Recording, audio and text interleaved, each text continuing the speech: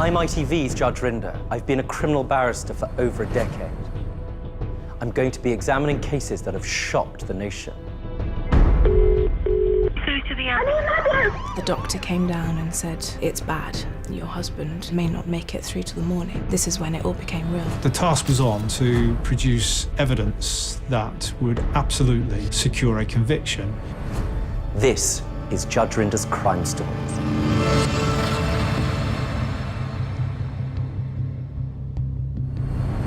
This is a case of Andreas Christoforous, a truly chilling crime.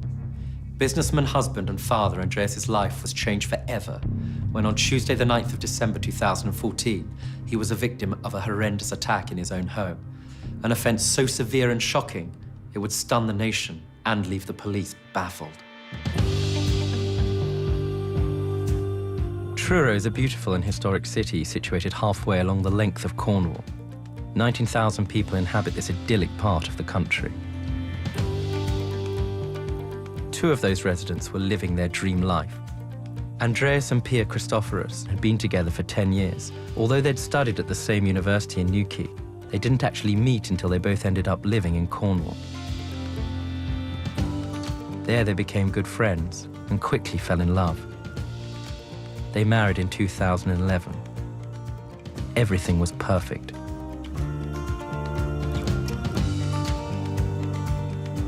And when son Theo was born in 2013, their lives were complete. Should we make some jellyfish? I think you want the surfboard.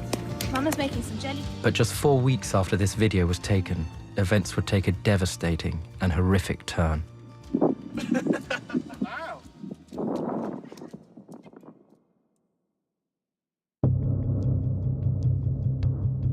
It was the 9th of December 2014, 4 p.m. on a dark, wintry afternoon. On the day, I was working from home. I was in the process of launching a new business. Andreas's wife Pia was in bed sleeping. Their son Theo was ill and also taking a nap. My office overlooks the road. You know which cars should be there, you know which people come and go, you know when something's a little bit out of place. And I sat in my office and I saw a red van. The van pulled up and there was a knock on Andreas's door.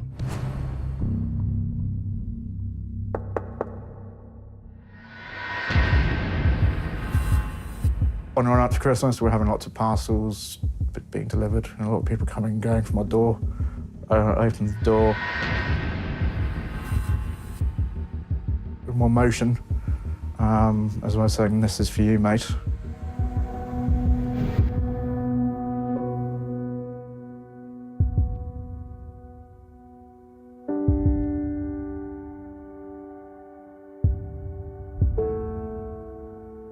The beaker was filled with sulfuric acid and had the ability to burn through everything and anything it came in contact with. And it was Andreas's face that took the full force of this deadly liquid. The pain was inexplicable. It's out of this world pain. I screamed up there, I screamed to Pia. I got woken up with Andreas screaming, and I just knew that it wasn't right. It wasn't a prank or a joke. It was just so, it haunts me to this day, just that tone of his voice. And I just immediately just got up and just ran downstairs and into this acid. You try and gauge how much of the liquid there was, how much of the substance there was, but over the floor was flooded. I remember slipping all over. My socks just disintegrated. And actually your T-shirt had disintegrated completely, hadn't Yes. The wall behind me had all our family photos, and the whole wall's covered in acid. He was below me when he threw the acid, so he threw it up. So it hit the ceiling, and it rained acid down on me. Andreas began splashing water on his face immediately, not even knowing if this was the right thing to do. We didn't know if water was going to make it better or worse. It was really frightening, really scary. Through to the ambulance. Okay, we're very close by. I'm putting down the phone for the second so I can do to try and wash it off. I can't. That's fine, yeah, do that. Eventually the ambulance came, and I managed to get into the ambulance and reel off enough, all my medical information that I could for them. and the police arrived, and I gave them as much information as I could about the red van, and then I blacked out. Theo, their son, had miraculously slept through the whole attack.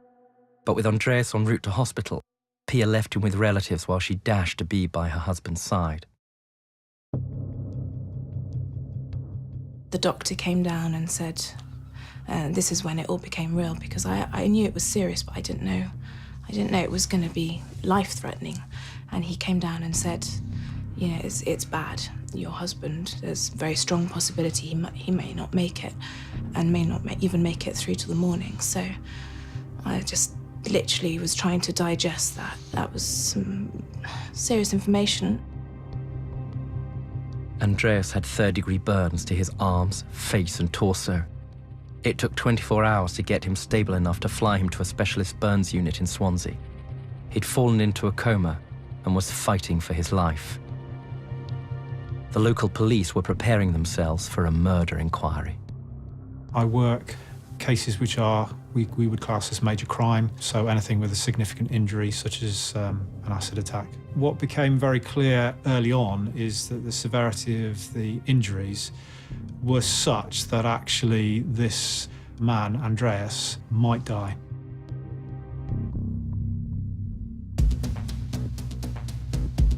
Whilst Andreas was unconscious in the hospital, the police began their investigation.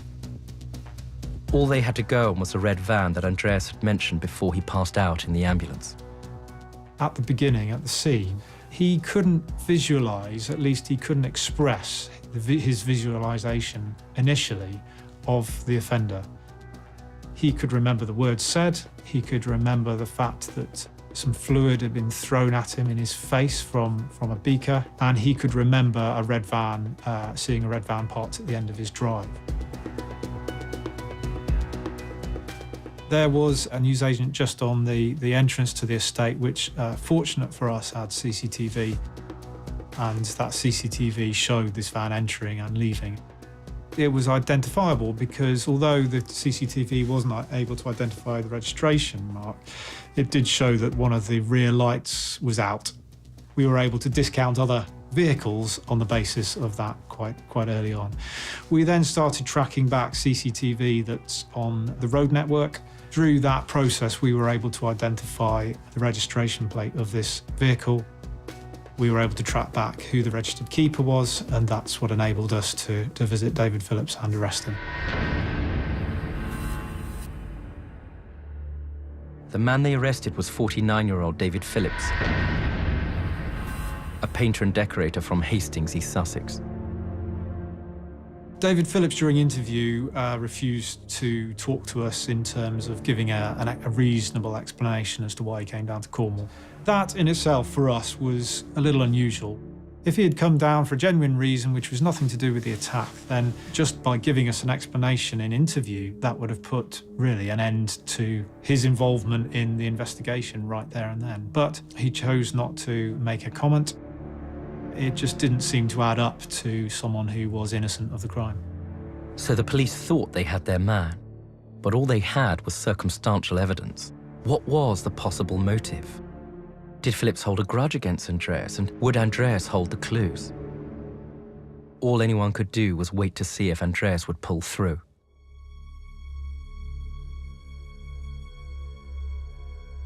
And after 4 long days, he awoke with one thing on his mind. I couldn't talk, and I signalled for pen and paper, and managed to communicate. First thing I asked was who would do this to me. That was the first thing I wrote, was who would do this to me. For the police, it was less a case of who and more one of why. They needed to speak to Andreas as soon as possible to see if he had any clues as to why someone would want to hurt him so badly. We tend to look into the background of the victim to find out who would have a grievance to the extent by which they would go to this level of violence to harm the person. You run through everything, you know, every single person you've upset, and you know, we were giving the police things which we knew it wouldn't be. It was becoming ludicrous, and the police were Racking our brains. tearing our life apart inch by inch, looking for a reason. You know, it's an acid attack. Everyone believes it's a revenge attack.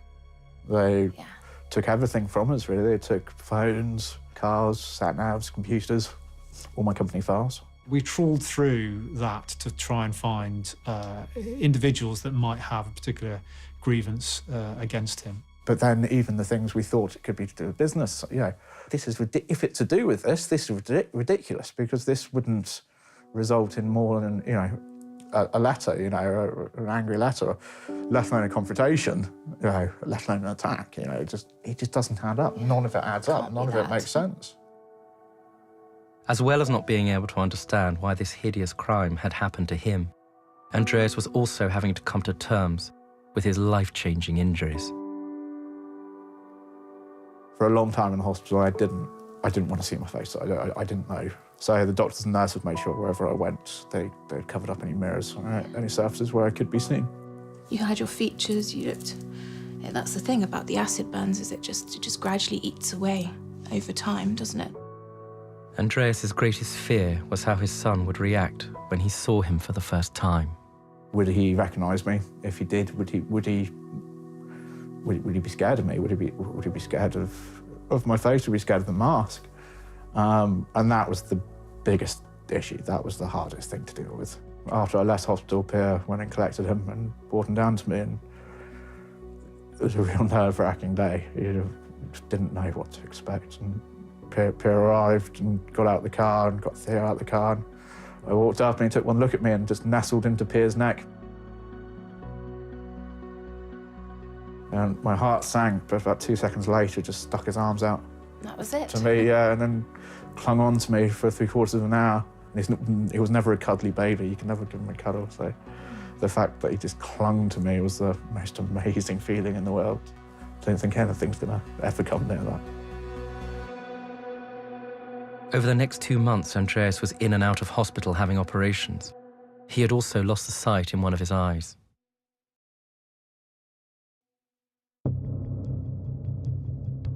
The family were living in a safe house as their crime scene home was uninhabitable. By April 2015, they had finally moved back into their house. 3 days later, they were asked to attend a meeting with the police. They had information that my life was in further danger. The nightmare they had found themselves in was far from over. Police believed they had found Andreas's attacker, but they struggled to establish any kind of motive. You see, attacks like this are most commonly found in cases of really nasty revenge, but why would someone want to take any revenge on Andreas? Devon and Cornwall police would have to act fast to find any connection between Andreas and David Phillips, in a case that would take innumerable twists and turns and leave the nation completely stunned. It's so premeditated, it's so calculated that this human being is an individual who has the capacity to kill. Then the police told me that they now know why. Didn't know how to react, didn't know how to take it.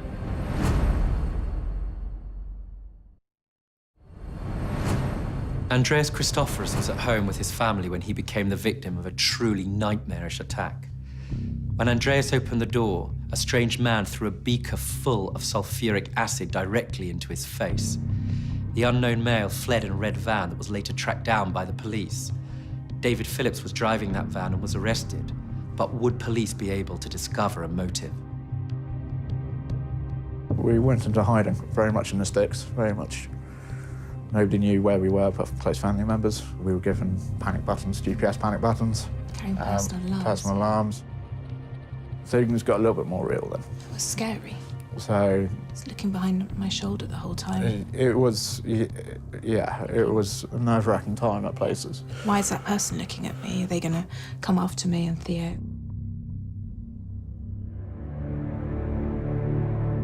With Phillips still in custody and refusing to answer any questions, the police were stuck with only circumstantial evidence.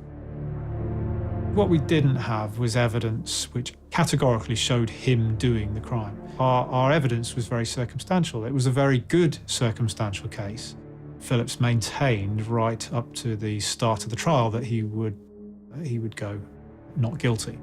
Well, I had come to accept that we may never know. You know, it may go to court, and even if they get a conviction of the man they have in custody, We still may never know what happened. The task was on to produce evidence that would absolutely secure a conviction, assuming he was responsible for the job, obviously. And then the police got the lucky break they needed.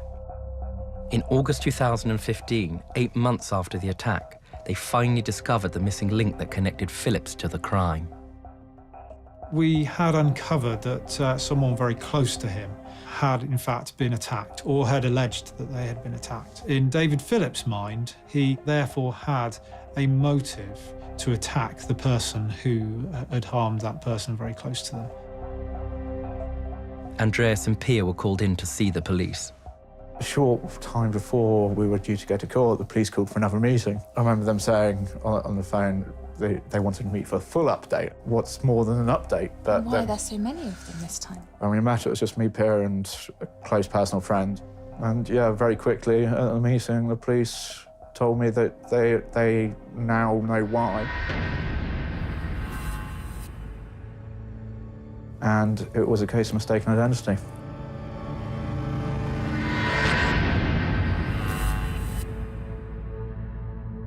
Unbelievably, David Phillips had got the wrong man. Consumed with anger over an attack on someone close to him, he had driven 5 hours from his home to the address where he believed the alleged assailant lived. He got the wrong house, he got the wrong person. Not only was this a cruel, bitter, severe attack, it was mistaken identity and he'd got the wrong person. The amount of emotions that came rolling in with that was just... We stood up and burst into tears, and then we took a breather and went out to the... Didn't know how to react, didn't know how to take it.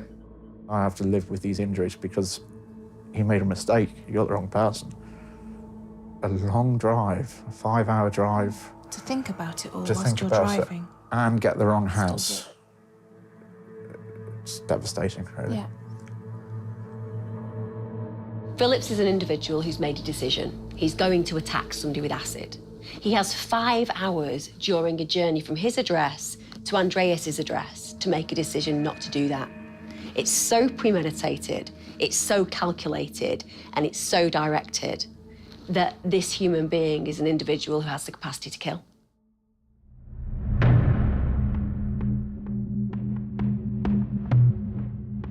But incredibly, Phillips was still not admitting his guilt. And then, on the first day of trial in September 2015, he changed his mind and pleaded guilty. Obviously, the plea was greatly received, but almost insulting that it came in on that day. He waited right to the very, He had 10 months to cooperate with the police. Part of me wanted to go to court. Part of me wanted to go and give evidence and stand up. Because if we'd gone to court, if we had gone and given evidence, if we'd gone through the process, more information would have come out, more things would have come to light, which again would have made it clear that it was very much nothing to do with me.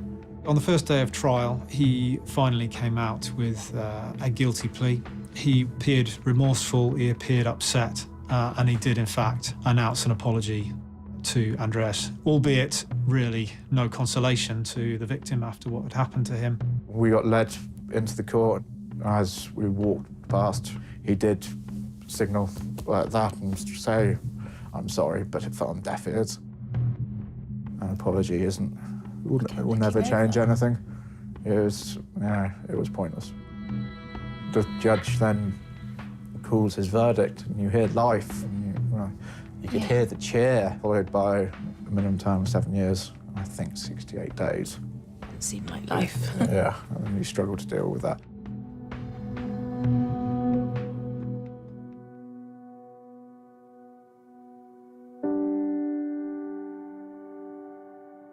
But Phillips' sentence could never bring back what has been taken from Andreas and his family. Acid attacks are quite unique in their devastation. It isn't just about assaulting somebody. It's about eradicating who they are as an individual.